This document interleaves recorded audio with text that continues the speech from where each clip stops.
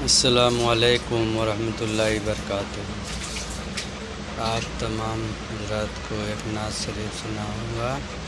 نعت شریف سنانے سے پہلے درود پاک پڑھ لیجئے۔ اللہم صلی علی سیدنا مولانا محمد بارک وسلم، صلاۃ و سلام علیکہ یا حبیبی یا رسول اللہ صلی اللہ تعالی علیہ وسلم۔ دنیا والے تو درد دیتے ہیں، دنیا والے تو درد دیتے ہیں، درد دل کی دوا مدینہ ہے، دنیا والے تو درد دیتے ہیں، درد دل کی دوا مدینہ ہے۔ نعت شریف سننے کے بعد ایک بہت ہی اچھا بیان آپ لوگ سنائیں گے، سنیے، ایمان تازہ ہو جائے گا۔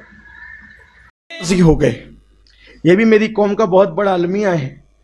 کتنے سال سے پڑھ رہے ہیں؟ 40 سال سے۔ کتنے سال سے؟ 35 سال سے۔ کتنے سال سے؟ 50۔ سجدہ کن کن ہڈیوں پہ کرنا اور کتنی ہڈیوں پہ کرنے کا حکم ہے؟ حدیث پاک میں سجدے کا کوئی طریقہ بتایا ہے نا، کتنی ہڈیوں پہ سجدہ کیا جاتا ہے؟ نہیں معلوم مولانا؟ جب بچپن میں مسجد گئے تھے تو سب کو جیسے سر زمین پہ رکھتے دیکھا، ہم نے بھی رکھنا شروع کر دیا۔ تجارت سیکھ کر کریں گے، بائک سیکھ کر چلائیں گے، کمپیوٹر سیکھ کر چلائیں گے، موبائل سیکھ کر چلائیں گے، سارے کام سیکھ کر کریں گے، اور اللہ کی عبادت بغیر سیکھے۔ اور کیا کہیں گے؟ ارے مولانا چھوڑو، یہ کیا لوگوں کو باریکی میں پھنسا رہے ہو تم لوگ؟ یہ مولانا لوگوں نے دین بہت مشکل کر دیا، اللہ نے آسان کیا تھا۔ مولانا کی کیا حیثیت؟ اس طرح کی بکواس کی باتیں کرتے ہو؟ ارے کیسے بھی پڑھو مولانا، اللہ قبول کرنے والا ہے۔ جب کیسے بھی پڑھو اللہ قبول کرنے والا ہے تو اس نے رسول اللہ کو کیوں بھیجا؟ وہ کہہ دیتا پڑھو جیسی مرضی آئے ہم قبول کر لیں گے، نہ، اس نے کیا کہا؟ اس نے یہ کہا اطیعوا اللہ و اطیعوا الرسول، اطاعت کرو اللہ کی اور اس کے رسول کی۔ اور رسول نے کیا فرمایا؟ کیسے بھی پڑھو والی قبول نہیں ہوگی، صلو کما رأیتمونی اصلی، نماز ایسے پڑھو جیسے مجھے پڑھتا ہوا دیکھتے ہو، جیسے میں پڑھتا ہوں اس طرح مجھے دیکھ کر پڑھو۔ اپنی مرضی سے نہیں چلے گی تو کہیں ہماری وضو میں کمی تو نہیں ہے، ہمارے غسل میں کمی تو نہیں ہے، ہماری نماز میں کمی تو نہیں ہے، کیونکہ ہم نے کبھی سیکھا ہی نہیں۔ آپ کو بتا دیتا ہوں، اللہ کے رسول علیہ السلام نے فرمایا مجھے 7 ہڈیوں پہ سجدہ کرنے کا حکم دیا گیا ہے۔ میں 7 ہڈیوں پہ سجدہ کرتا ہوں، 2 ہڈیاں پنجوں کی، 2 ہڈیاں گھٹنوں کی، کتنی ہو گئی؟ کتنی ہو گئی؟ 4۔ 2 ہڈیاں آپ کے ہاتھوں کی، کتنی ہو گئی؟ اور 1 ہڈی جی نہیں، ناک کی ہڈی کو تو مجازن ہڈی کہتے ہیں، اور ناک میں ہڈی جس اعتبار سے یہ پیشانی، حالانکہ ناک کا لگنا بھی، زمین پر ناک کا لگنا بھی یہ فرضے میں، سجدے میں لازم قرار دیا گیا ہے۔ اگر آپ کی ناک کا یہ حصہ، آپ کی ناک کا یہ حصہ زمین سے مس نہیں ہوتا تو آپ کا سجدہ نہیں ہوتا۔ اللہ کے رسول علیہ السلام نے کہا کہ مجھے یہ پیشانی کی ہڈی گنی گئی ہے سجدے میں، ناک کی ہڈی اگرچہ نہیں گنی گئی ہے، لیکن اس کو احناف کے نزدیک سجدے میں لگانے کا حکم ہے کہ اگر آپ نے نہیں لگایا، حالانکہ جو امام شافعی، امام مالک اور دوسرے ائمہ ہیں ان کے نزدیک سجدے کے احکامات الگ ہیں، لیکن یہ 7 ہڈیوں کے قائل وہ بھی ہیں۔ تو اللہ کے رسول علیہ السلام نے فرمایا۔ اس کے بعد سجدے میں آپ کتنی دیر تک رہیں، کیا پڑھیں، رکوع میں کتنی دیر تک رہیں، کیا پڑھیں، قیام کیسے کریں۔ ابھی آپ پوری مسجد کو کبھی دیکھیں، نماز کوئی ہاتھ ایسے لٹکایا ہوا ہے، کوئی ایسے باندھا ہوا ہے، کوئی کسی نے کچھ پکڑا ہوا ہے، کسی نے کچھ پکڑا ہوا ہے، یعنی کہ ہماری نمازوں کا حال یہ ہو گیا۔ کوئی کھجا رہا ہے، کوئی داڑھی سے کھیل رہا ہے، کسی کی پوری بٹن کھلی ہوئی ہے۔ کتنی شرم آتی ہوگی اس وقت، بولنے بھی اچھا نہیں لگتا۔ نوجوان لڑکے، بلکہ نماز لوگوں کی فاسد ہوتی۔ نوجوان لڑکے آج کل کے جو نماز پڑھتے ہیں، جینس پہن کر آتے ہیں، شارٹ پہنتے ہیں، جب وہ رکوع میں جاتے ہیں تو رکوع میں جانے سے تو اوپر کے کپڑے کھنچ جاتے ہیں، نیچے کے کپڑے اگر وہ بیلٹ وغیرہ لگا ہے اور کپڑے سخت ہیں وہ ایسے اٹھ جاتے ہیں، تو یہ جو کمر کی ہڈی کا حصہ ہے وہ کھل جاتا ہے، اکثر و بیشتر کھل جاتا ہے۔ اور یہ احناف کے نزدیک یہ حکم ہے کہ ستر عورت ناف سے لے کر گھٹنے تک ہے، اگر وہ نماز میں کھل جائے اتنی دیر تک کہ 3 مرتبہ سبحان اللہ کہا جا سکے، اتنا ستر عورت کا کوئی حصہ کھل جائے، نماز فاسد ہو جائے، نماز فاسد ہو، نماز گئی، ختم ہو گئی، بغیر توڑے نماز ٹوٹ گئی۔ اب بتائیں آپ کتنوں کی نماز ٹوٹتی ہے؟ کم از کم یہ ہو کہ جب مسجد میں آ رہے ہو تو اس طرح سے آؤ کہ اپنی بھی نماز بچے، دوسروں کی بھی نماز بچے۔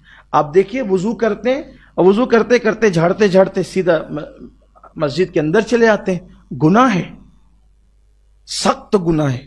مسجد کا احترام ہے، ہم پہ مسجد کا احترام واجب کیا گیا ہے کہ وضو کے پانی کے قطرات مسجد میں نہیں گرنے چاہیے، گناہ ہوگا۔ آئے تھے نیکی لینے، گناہوں کا ٹوکرا لے کے سر پہ جا رہے ہو۔ ہم آپ کو مشکل نہیں کرنا چاہتے، لیکن یہ کہ جب آپ اسکول جانے کے آداب سیکھ چکے، آفیسروں کے درمیان جانے کے آداب سیکھ چکے، تو اللہ کی بارگاہ کا ادب بھی تو سیکھ لو، کیونکہ یہ اللہ کی بارگاہ ہے جسے مسجد کہتے ہیں۔ مسجد میں آؤ تو ادب سے آؤ۔ حضرات صحابہ کرام رضوان اللہ تعالی علیہ مجمعین جلدی سے مسجد کی دیوار کو ٹیک بھی نہیں لگاتے تھے۔ اللہ کے رسول علیہ السلام فرماتے ہیں جو مسجد میں دنیا کی باتیں کرے اس کا دین میں کوئی حصہ نہیں۔ آقا فرماتے ہیں ایسے لوگ پاؤ تو ان کے ساتھ بیٹھنا بھی مت۔ یعنی مسجد میں کیا آپ نے کپڑا پہنا، ایک کپڑا کتنے میں خریدا، یہ دنیا کی بات۔ آج کل الیکشن میں کیا چل رہا ہے، دنیا کی بات، ناجائز ہے۔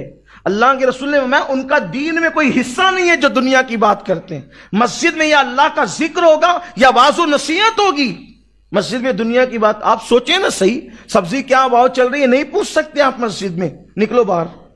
اسی لیے قرآن کہتا ہے، جمعہ کے دن کے لیے کہتا ہے یا ایھا الذین آمنوا اذا نودی للصلاۃ من یوم الجمعہ فاسعوا الی ذکر اللہ وذروا البیع۔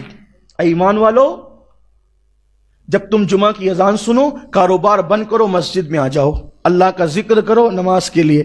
جب نماز ہو جائے تب یہاں پر باتیں سٹکارتے نہیں بیٹھنا، ادھر کیا چل رہا ہے ادھر کیا چل رہا ہے۔ کیوں؟ کیونکہ مسجد میں دنیا کی بات کرنا انسان کی نیکیوں کو ایسے کھاتی چلی جاتی ہے جیسے آگ لکڑیوں کو کھاتی۔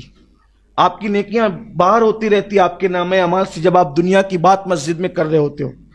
یا اللہ کا ذکر کرو یا مسجد میں عبادت کرو، ورنہ پھر قرآن کیا کہتا ہے جب جمعہ کی نماز ہو جائے تو کیا کرو، فَإِذَا قُضِيَتِ الصَّلَاةُ فَانتَشِرُوا فِي الْأَرْضِ، فَإِذَا قُضِيَتِ الصَّلَاةُ فَانتَشِرُوا فِي الْأَرْضِ، مسجد سے باہر نکل جاؤ، جب نماز پڑھ لو مسجد سے باہر نکل جاؤ۔